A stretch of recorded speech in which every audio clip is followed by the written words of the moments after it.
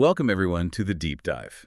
Today we're opening up a text that has just fundamentally rewired how millions of people understand their own existence. Yeah, it really has. We're looking at a stack of sources centered entirely around one profound spiritual classic, which is Autobiography of a Yogi by Paramahansa Yogananda. And our mission for this deep dive is to look past, the cultural phenomenon of this book and get straight to the inner journey at its absolute heart. Right, exactly. And right at the top, I think we want to be very clear about how we are approaching this text. We're offering this conversation purely as a space for reflection and, well, wonder, really. Yeah, wonder is a great word for it. It is an invitation for you to explore a beloved masterpiece alongside us. So we are not offering religious instruction, and we are certainly not offering medical advice. Definitely not. We are just sitting with a text that, challenges everything we think we know about the limits of the human mind and body.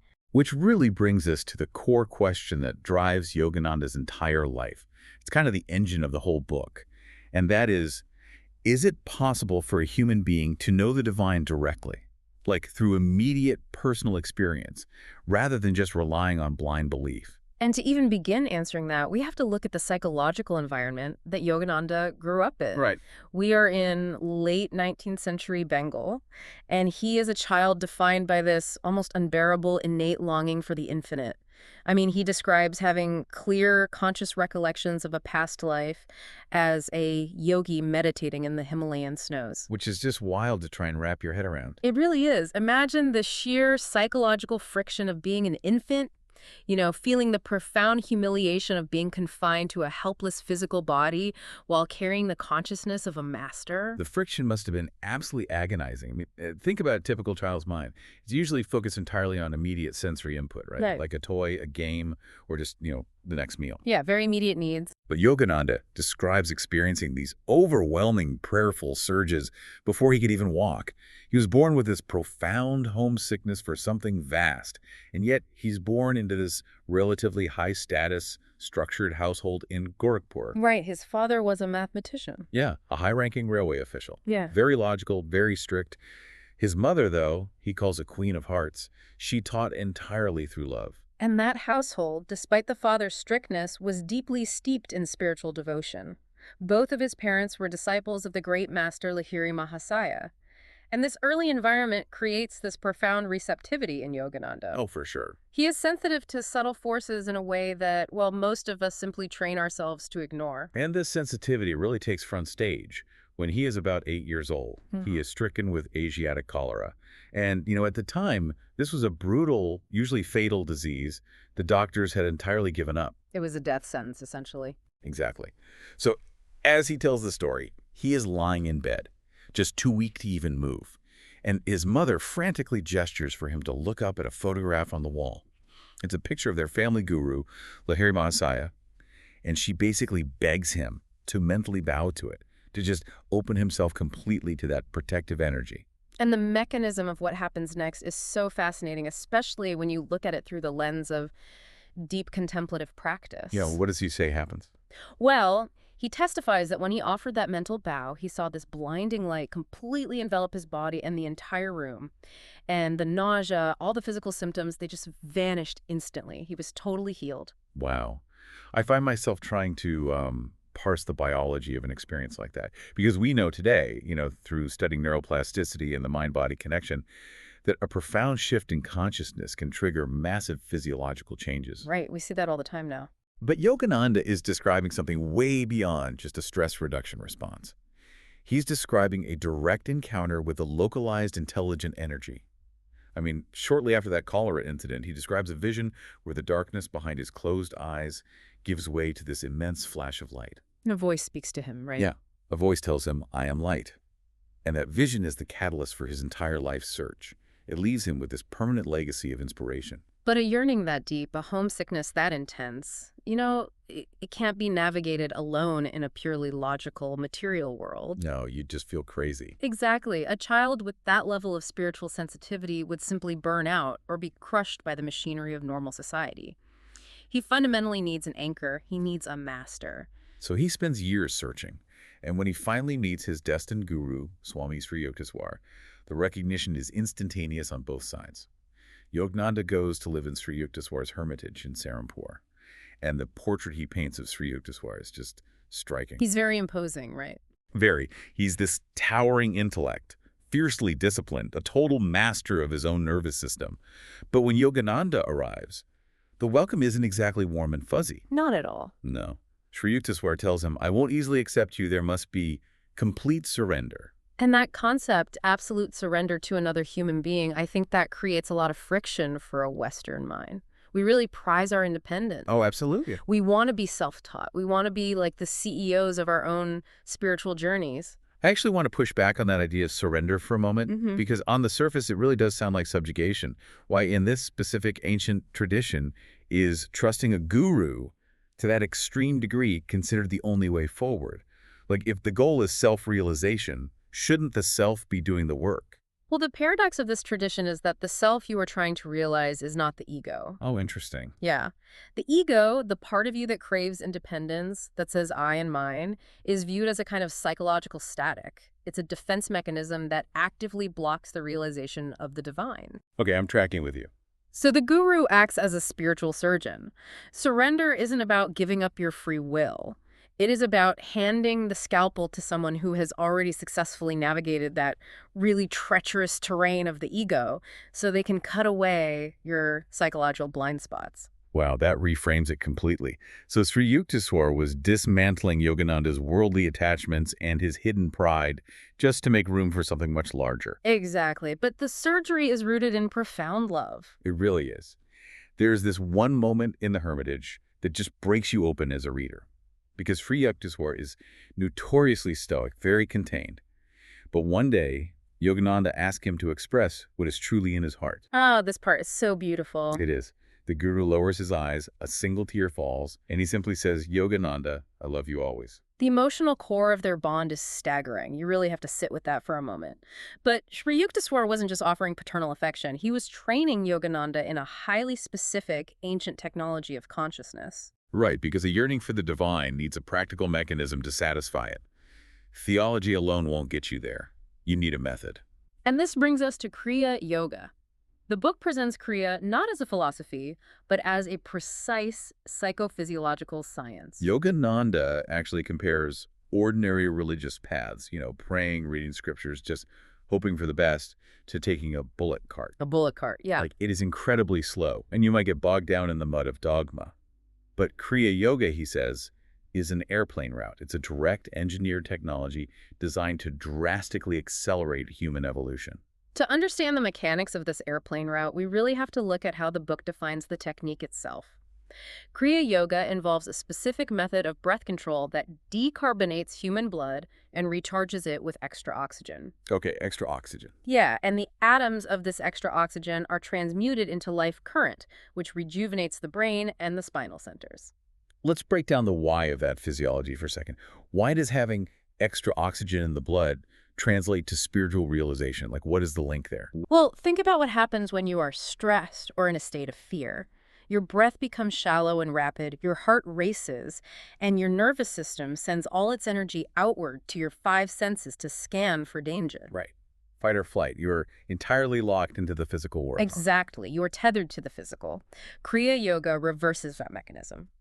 By flooding the blood with oxygen, you eliminate the physical need to breathe heavily, so the heart rate naturally plummets. That makes sense. And when the heart slows, the life force that is usually tied up in maintaining the physical organs is suddenly freed. It pulls all that energy inward. So the sensory input shuts down, the mind reaches a state of absolute profound stillness, and consciousness just expands beyond the confines of the skull. And this isn't presented as some new invention either. Yogananda traces a hidden living lineage. Right, the masters behind it all. He describes how this specific science was lost during the Dark Ages, but was revived by a deathless master in the Himalayas named Babaji. Babaji. Yeah. And Babaji passed it to Lahiri Mahasaya, who gave it to Sri Yukteswar, who transmitted it to Yogananda. It's a living current of knowledge designed entirely for direct experience.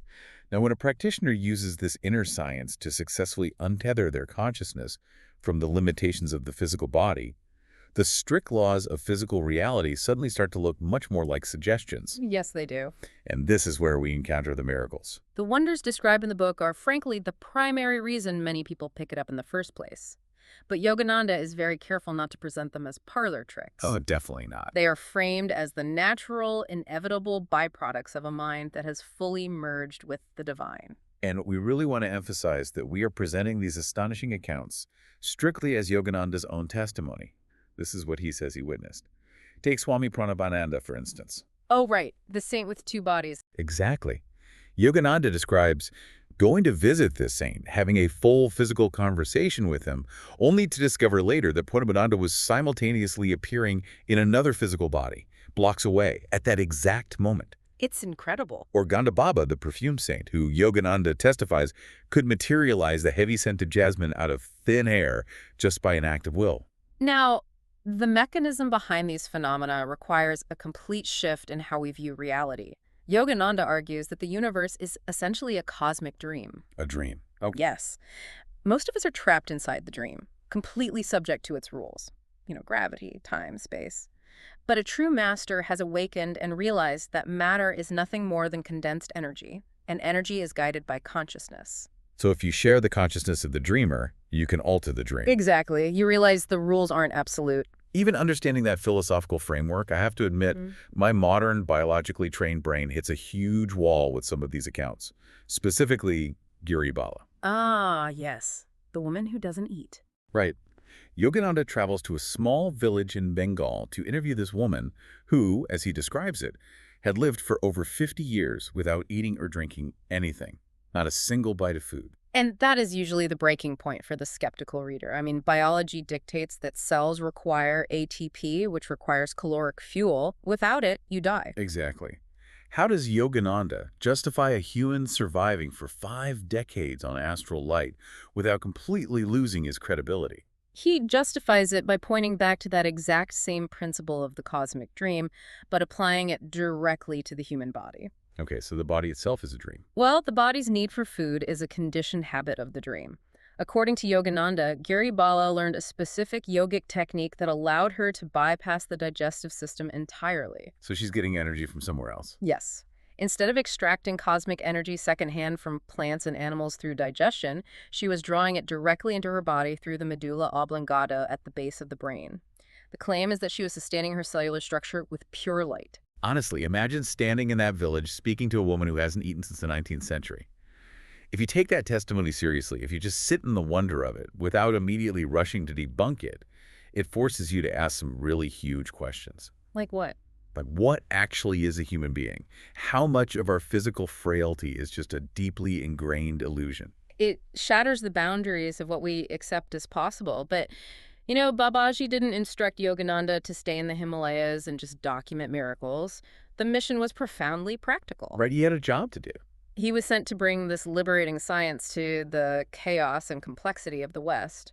In 1920, Yogananda boards a ship for America, and he arrives in a culture that is the polar opposite of a Himalayan cave. Total culture shock. America in the 1920s is rapidly industrializing, it's obsessed with outward material progress, and frankly, it is generally exhausted by it. And yet, when he starts lecturing from Boston to Los Angeles, he fills massive auditoriums. People are starving for what he's offering. And I think it's because he isn't offering a new religion to compete with their old one. Right, no conversion tactics. Exactly. He is offering a method to balance the nervous system and experience peace right in the middle of a bustling city. His whole philosophy for the West was to be calmly active and actively calm. What stands out so vividly during his time in the West is his profound inclusivity. I mean, he forms a deep bond with the American botanist Luther Burbank. Oh, Burbank is fascinating. He really is. This was a man who manipulated the genetics of plants to create new species. Yogananda called him a saint amid the roses. I love that phrase. Me too.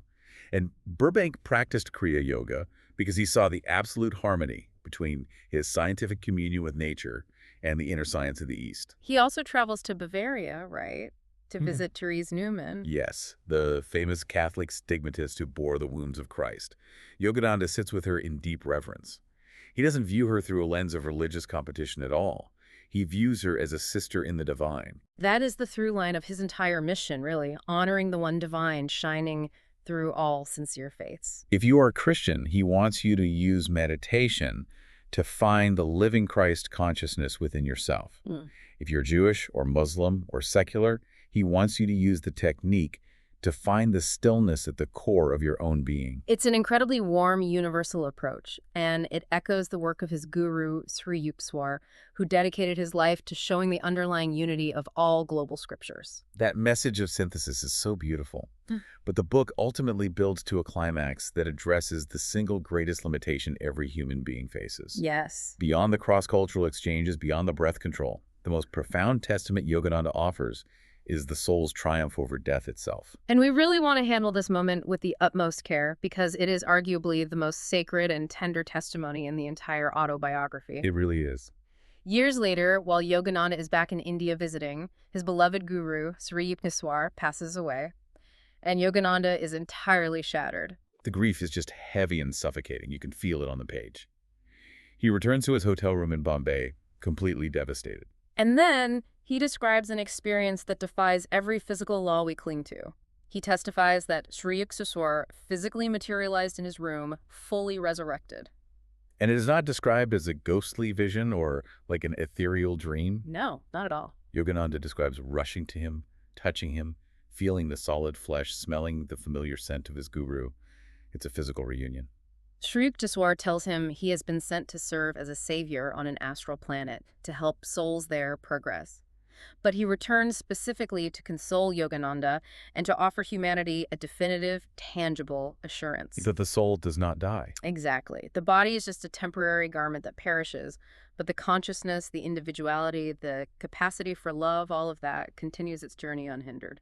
Just sit with the profound comfort of that testimony for a second. We all grapple with the terrifying finality of death. We fear the separation, the loss of our loved ones, our own eventual end. It's the ultimate human fear. It is, and this book looks directly at that universal terror and offers a resounding, joyful no.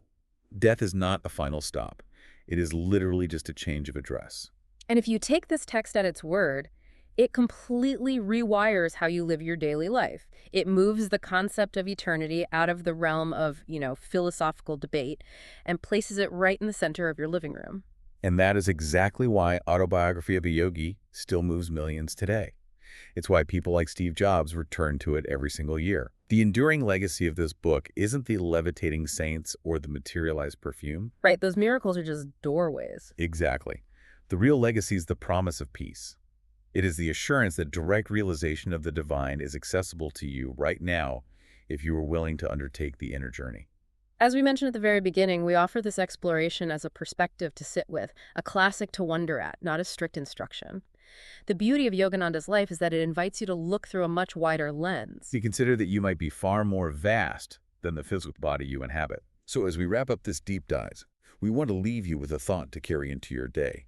If the human soul is truly as free, as immortal, and as boundless as Yogananda's life suggests, what small everyday limitations are you currently accepting as absolute truths that might just be illusions? That's a powerful question. What boundaries have you drawn around your own potential that are simply waiting to be dissolved by a deeper breath and a wider consciousness? Thank you so much for exploring with us. Keep questioning, keep wondering, and we will see you on the next deep dive.